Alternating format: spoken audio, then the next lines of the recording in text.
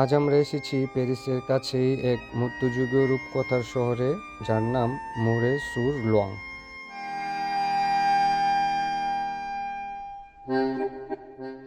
প্যারিসের ব্যস্ততা আর শহরের যান্ত্রিক কোলাহল থেকে মাত্র 1 ঘন্টার দূরত্বে এই শহরের অবস্থান।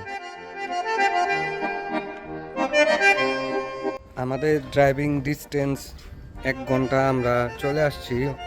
এদিকে গাড়ি নিয়ে আমরা ঘুরতে পারবো না, এই জন্য আমরা গাড়ি পার্ক করে রাখলাম। সুন্দর, কত চকলেট সাইজ। Chocolate size.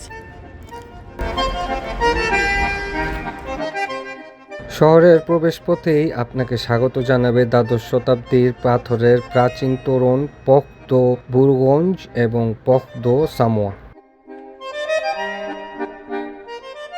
এই তোরণগুলো পেরিয়ে ভেতরে ঢুকতেই মনে হবে আপনি কোনো ঐতিহাসিক সিনেমার সেটে প্রবেশ করেছেন।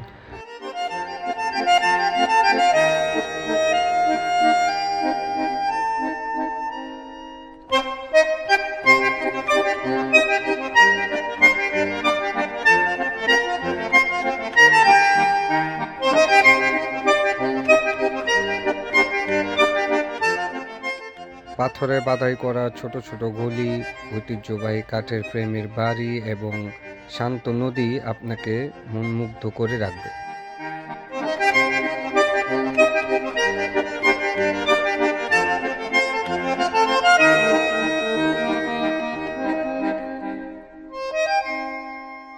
লোয়াং নদীর কুল ঘেঁষে দাঁড়িয়ে থাকা ছোট, শান্ত আর অপরূপ সুন্দর শহর মোরে সুর লোয়াং আপনাকে এক নিমিষেই নিয়ে যাবে কয়েকশো বছর পেছনের এক মধ্যযুগীয় রূপকথার জগতে।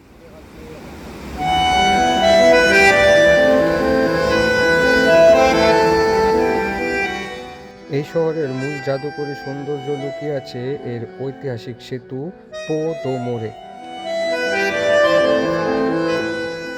এই সেতুর উপর দাঁড়ালে নদীর জলে ভেসে থাকা প্রাচীন স্থপতি আর আশপাশের সবুজ প্রকৃতি মন কাড়বে।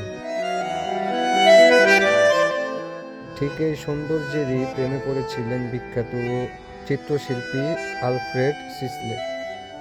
তিনি তার জীবনের শেষ অধ্যায়টি এখানেই কাটিয়েছেন এবং ক্যানভাসে ফুটিয়ে তুলেছেন মোরে সুর লোয়াং এর প্রতিটি রূপ।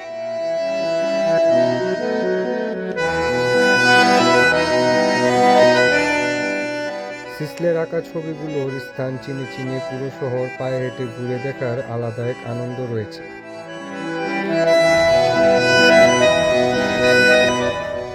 আপনি যদি ফ্রান্সে কোনো অফবিট, শান্ত এবং ইতিহাসের ছোঁয়া পাওয়া সুন্দর জায়গা খুঁজে থাকেন, তবে মোরে সুর লোয়াং আপনার অবশ্যই ঘুরতে যাওয়া উচিত।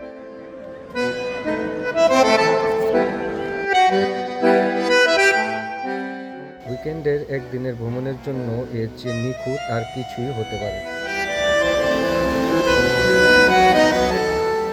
সুযোগ এবং সময় পেলে অবশ্যই এই জায়গাটি ভ্রমণের চেষ্টা করবেন। আশা করি স্থানটি আপনাদের নিরাশ করবে না।